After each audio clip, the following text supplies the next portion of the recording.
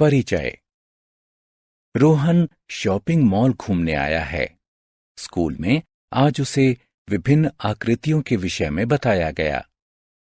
वो इधर उधर देखता है और अपने आसपास विभिन्न आकृतियों की अनेक वस्तुओं को देखता है। आओ देखते हैं कि उसने क्या देखा। उसने एक आयताकार बिलबोर्ड, एक गोल लोगो और एक आयताकार खिड़की देखी। आओ अब आकारों के बारे में और अधिक जानते हैं। आओ सीखें। ज्यामिति की आकृतियों को पहचानना, कागज को मोड़कर और कागज को काटकर आकृतियां बनाना, 10 ग्राम की पहेली को हल करना, चौपड़ के पैटर्न को बनाना। ज्यामिति आकृतियां। हेलो दोस्तों, ज्यामिति रेखाओं, वक्रों और आकृतियों का अध्ययन है। इसके अंतर्गत अनेक विभिन्न प्रकार की आकृतियां जैसे वृत्त, त्रिभुज, वर्ग, आयत, गोला और घन आदि आते हैं। यदि आप गौर से देखते हैं तो अपने आसपास अनेक प्रकार की ज्यामिति आकृतियों को देखेंगे। अपने कमरे की खिड़की को देखें, वो आयताकार होती है। टाइल्स पर बनी हुई डिजाइन त्रिभुजाकार है। कमरे में रखी गेंद को देखें, इसकी आकृति गोलाकार होती है। दीवार पर लटकी हुई पेंटिंग के फ्रेम को देखें, ये वर्गाकार है। आपने विभिन्न आकृतियों वाली विभिन्न वस्तुओं को देखा और उनकी आकृतियों के बारे में सीखा। कागज को मोड़कर और कागज को काटकर आकृतियां बनाना। अनु कागज को काटने में व्यस्त है। उसने कागज को भिन्न आकृतियों में काटा है। चलो अब उन्हें जरा नजदीक से देखते हैं। अनु कागज का एक टुकड़ा लेती है। क्या आप बता सकते हैं कि कागज के इस टुकड़े की आकृति क्या है? जी हां, ये आयताकार है। अनु इससे त्रिभुज यानी त्रिकोण बनाना चाहती है। कागज के इस टुकड़े पर इस प्रकार से एक बिंदुदार रेखा खींचें। कागज को बिंदुदार रेखा से काटें। अब आप देखते हैं कि त्रिभुज बन गया है। दोस्तों, आओ अब एक प्लेन वर्ग टुकड़े द्वारा एक वृत्त बनाते हैं। इस वर्ग पर इस प्रकार से एक रेखा खींचते हैं। इसे रेखा पर से इस प्रकार से मोड़ते हैं कि ऊपर वाला त्रिभुज नीचे वाले त्रिभुज के ऊपर हो। मोड़ने के बाद हमें कुछ इस तरह की आकृति मिलती है। पुनः इस प्रकार से एक रेखा खींचते हैं। इसे रेखा पर से पुनः मोड़ते हैं। अब आपको पहले की भांति ही एक छोटा त्रिभुज मिलेगा। इस पर एक वक्र रेखा खींचते हैं और इसे उस वक्र रेखा से काटते हैं। ये 2 भागों में विभक्त हो जाता है। अंत में दोनों मुड़े हुए भागों को खोलते हैं। अब इसे देखते हैं। ये दोनों चित्र देखने में अच्छे लगते हैं। इनमें से एक गोल है। क्रियाकलाप। अनु को एक कार्य दिया गया है जिसमें उसे कागज से टोपी बनानी है। आओ उसके साथ हम टोपी बनाना सीखते हैं। इसके लिए हम एक कागज का प्लेन टुकड़ा लेते हैं। सबसे पहले लाल रंग की रेखा से इस टुकड़े के आधे ऊपरी भाग को मोड़ते हैं। उसके बाद इसे सीधा कर देते हैं। अब आप कागज के मध्य में एक रेखा को देखते हैं। सही है। इसके बाद जैसे कि दिखाया गया था वैसे ही हम लाल रंग की रेखा से ऊपरी दोनों तिकोनों को बोड़ते हैं। ये जांचिए कि जैसा आपको दिखाया गया है आपने वैसा ही किया है। अब नीचे की तरफ लाल रंग की रेखा से ऊपरी हिस्से को ऊपर की तरफ मोड़ते हैं। इसके बाद दोनों त्रिभुजों को बाईं तरफ मोड़ते हैं और दाईं तरफ वालों को छिपाने के लिए उन्हें पीछे की तरफ मोड़ देते हैं। ये इस प्रकार से दिखाई देना चाहिए। अंत में कागज को पलटते हैं और दूसरी नीचे की पट्टी को ऊपर की तरफ मोड़ देते हैं। अब आप देखते हैं कि टोपी तैयार हो गई है। ज्यामिति के तथ्य। ज्यामिति के तथ्यों को 3 भागों में बांटा गया है। ये भाग हैं 1 विमीय, 2 विमीय, 3 विमीय या त्रिविमीय। 1 विमीय ज्यामिति के तथ्य रेखा कहलाते हैं। रेखाओं की केवल लंबाई होती है।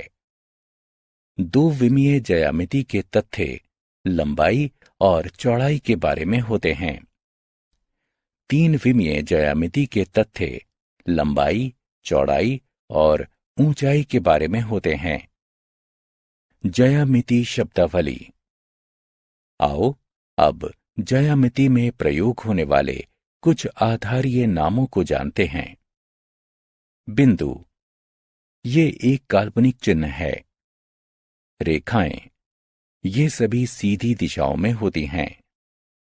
रेखाखंड, रेखा के भाग को रेखाखंड कहते हैं। यहां पर ए बी एक रेखाखंड है। ये वक्र रेखाएं हैं।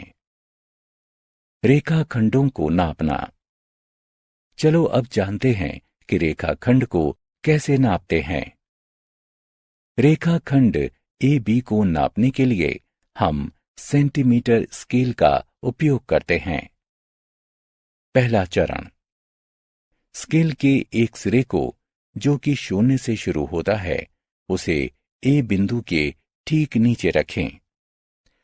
दूसरा चरण, अब देखें कि स्केल पर बिंदु बी कहां स्थित है। तीसरा चरण, बिंदु ए से बिंदु बी की तरफ जाने पर संख्याएं 0, 1, 2, 3, 4 और 5 होती हैं। इस प्रकार रेखाखंड की लंबाई 5 सेंटीमीटर है। 2D यानी द्विविमीय और 3D यानी त्रिविमीय आकृतियां।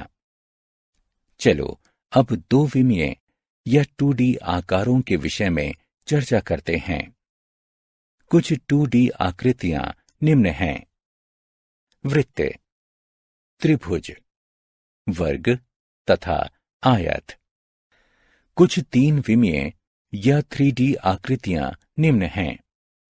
घन, शंकु, बेलन तथा गोला। समतल और वक्रीय सतह। इन 2 वस्तुओं ब्लैकबोर्ड और सेब को देखो।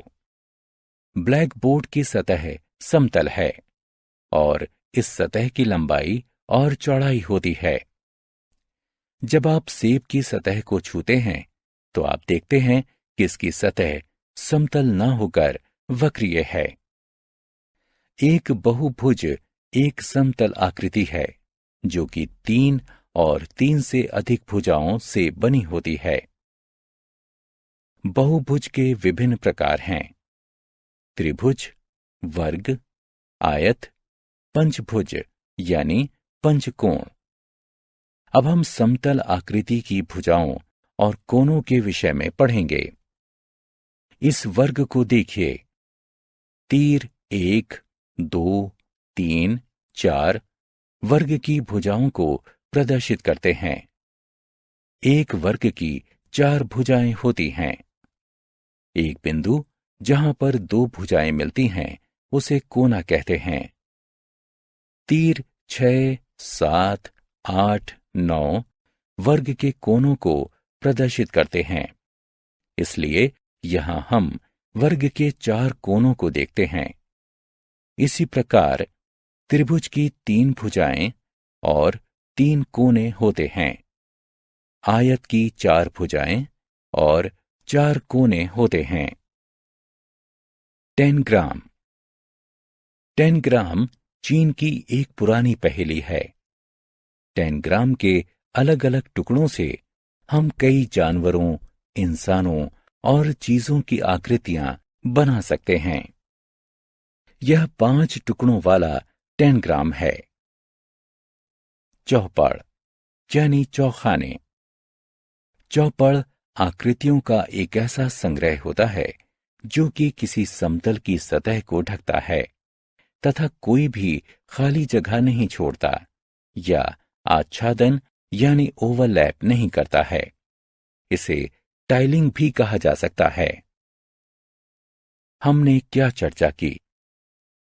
ज्यामिति रेखाओं, वक्रों और आकृतियों का अध्ययन है। वृत्त, त्रिभुज, त्रिकोण, वर्ग, आयत, गोला और घन आदि विभिन्न आकृतियां हैं।